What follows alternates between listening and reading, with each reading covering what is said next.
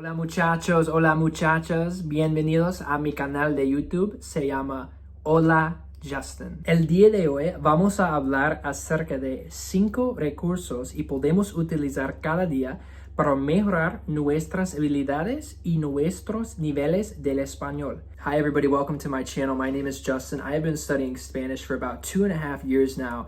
And in that 2 years of time, I have traveled down to South America and I have learned to use Spanish nearly every single day in my regular interactions in my daily life. In fact, I have developed many different friendships and relationships with many people exclusively only in Spanish, and I am here to help give you tips and tricks, specifically 5 things that I do every single day to help practice and help myself to continue to learn the language. Vamos a comenzar. Tip number 1. Everybody always talks about applications such as italki, Duolingo, things of these natures. Personally, I do use Duolingo every single day just to make sure that I have some type of goal every day to at least do 1 lesson, but I use other platforms as well.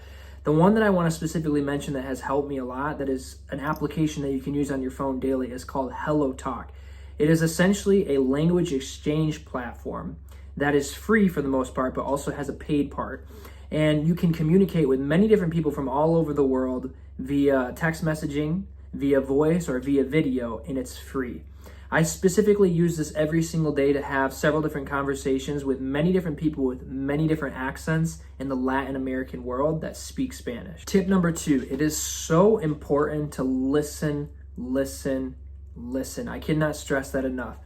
With any language, you have to develop your ear for it. So in my humble opinion, I believe that listening to the language is far more useful than reading or writing it. You have to listen to it, because if you can't recognize the words that you're hearing, then how are you going to ever be able to communicate, right? So it's really, really important to listen. I'm going to recommend 2 podcasts that I listen to on a daily that are super helpful.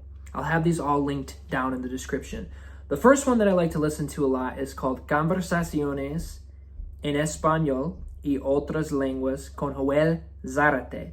This is a guy who is from Mexico that is now living in California that has multiple entrevistas or interviews about many different themes, muchos temas, and many different topics. He has many different people on these interviews from all over the world that have many different accents. So it's a great opportunity for you to hear accents of Colombia, Argentina, España, and Mexico.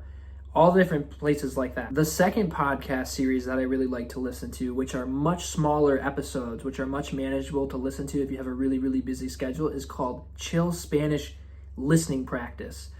This is from a young guy that has many different themes, from basically pets to cooking to school to reading to all these different things that are about 7 to 10 minutes long that are really, really manageable and easy to listen to. Tip number 3 is to watch a lot of channels from YouTube or other platforms that you consume media, whether it be movies or TV shows, but in Spanish.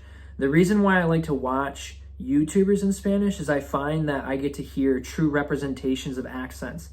When you listen to cartoons in Spanish, or sometimes you watch movies in Spanish, if it happens to be overdubbed, the accents can somewhat be childish and a little bit difficult to really utilize your listening and comprehension of accents in real daily Spanish. For me, I want to be able to communicate effectively in normal day situations in life.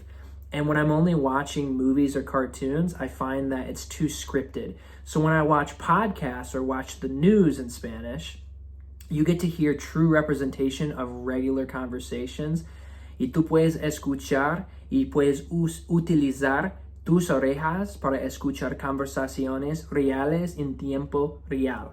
Ese es mi consejo y muy importante. Tip number 4. I might get a lot of hate for this, but this is something that I do in my practice regularly too, is I use inteligencia artificial or ChatGBT or some type of artificial intelligence AI platform.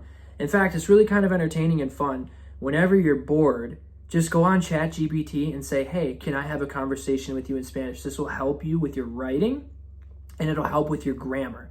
Now, the important thing with this is that you're obviously not speaking. So when you're using ChatGPT to have a conversation, whatever it may be, I would tell ChatGPT to say, please tell me how I can correct my grammar or make my Spanish sound more fluid. That way it'll help you be able to talk more effectively and say things in correct order as far as the grammatical structure. Tip number 5 is to learn your verbs. Verbs are so important because we use them in our everyday language without even thinking about it. If you're a native English speaker, such as myself, this is something that you take for granted for because we use verbs every single day without actually thinking about what we're saying. And at some point in your Spanish journey, you want to get to that point where you can speak effectively without having to think so much about what you want to say and how you need to say it.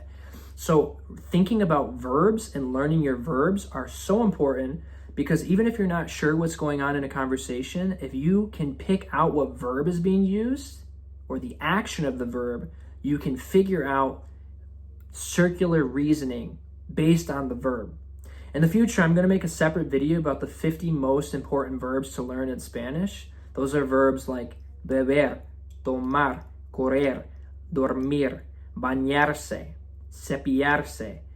There are so many out there, right? And those include verbs that are regular and reflexibles, okay? So reflexive verbs, right? So learn your verbs. Everyone always talks about grammar, which I think is an important product of the language, but when we speak English in a regular day interaction, we're not thinking about grammar. In fact, a lot of native English speakers actually make a lot of mistakes in their speaking with grammar. I'll give you an example. A lot of people say, oh, I don't feel good, or I feel good, when really in reality, we're supposed to say, I don't feel well, or I feel well. So what you have to do is you have to kind of ignore the grammar in the first and just work on listening and consuming as much of the language as you can in your regular daily life. I recommend listening to a podcast every single day. Have that be your goal for at least 20 to 30 minutes. Do it when you first wake up for the day. Do it when you first go to bed, and really be actively listening. Bueno, muchachos y muchachas, gracias por ver. Soy Justin, tu guía de español. Estoy aquí para ayudarte y para compartir y mostrar mis experiencias con el idioma del español. Espero que en el futuro y podemos conectar y yo puedo ayudarte con tu español o como tu viaje del español. Nos vemos prontito. Chao, chao.